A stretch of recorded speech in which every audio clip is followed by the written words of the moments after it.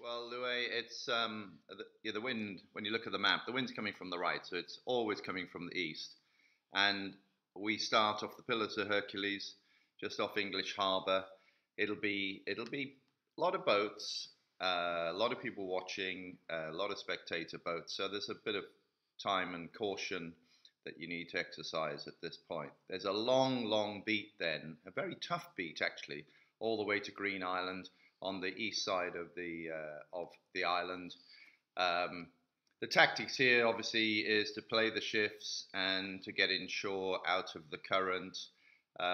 It's not an easy, it's not one-way track, so there's plenty of opportunities for gaining and losing. And then on the east side of Antigua, the boats bear away and blast up to the only laid mark of the course just off the southeastern point of Barbuda. They then bear away, spinnakers up, and probably have, in the conditions that we have for this year's race, some magical downhill sailing. Big surf, the sea is up, the wind is going to be more than 20 knots, and these guys will just have a fantastic sleigh ride all the way down to Nevis in fading light as the day comes to an end. The faster boats will round Nevis just on the edge of daylight, the slower boats in the dark. But then is an amazing reach. Usually it's a two sail, unlikely to have spinnakers up, but probably code zeros, some of the boats as they go along. Flat water, it's amazing. Absolute flat water. Really fast all the way through the lee of St. Kitts. High mountain here, so in the dark, probably you won't see, but there'll be a lull. There'll be an area of calm that you'll have to negotiate, and because you don't see it coming, so it's a big surprise for everyone. Lots of activity, changing sails, but it's really interesting leg in the dark. Round Sabre. Sabre again, big tall island. No idea where to go. Whether some boats go close in and don't stop, and some go around the outside and again don't stop. So a number of options here on all these 11 islands that you go around. There's lots of options, and then probably a pretty tough beat for the smaller boats. Big sea conditions all the way up to St. Bart's.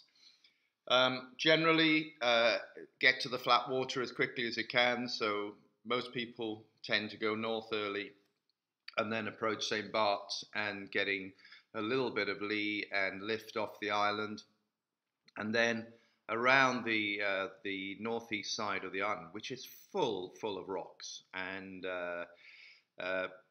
navigators, bit of a nightmare really, but it's not dangerous. It's just the fact that if you want to cut them close, that's your risk that you take.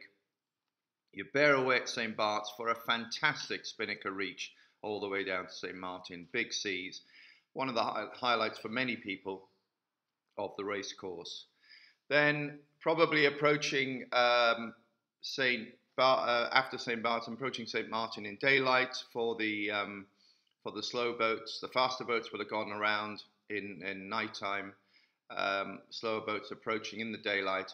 A beat around the back of the island of St. Martin in flat water, and then comes a pretty tough leg of the course over 100 miles down from St. Martin. This is an interesting reach because the wind can be slightly north of east, giving you a really fast reach down, or slightly south of east, which actually puts it on the nose. And it's not a beat, but it's a tough leg all the way down to Guadeloupe. This map shows going to the leeward side of Montserrat, but most boats, the majority always go to windward of Montserrat and then set themselves up for a very tricky part of the race. Guadeloupe has a high mountain.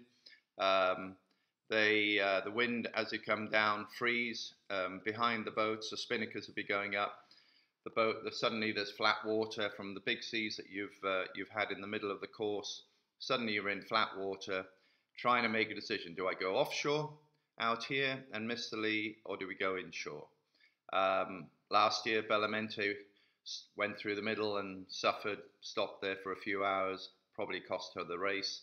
So there's a lot of decision making to have to go on as they approach Guadeloupe. Once exiting Guadeloupe, you then go around the island of Île Saintes, I've gone round them all the time at night, but apparently they're beautiful and love to see them at daylight. And then a tough 30-odd mile beat to Desirade.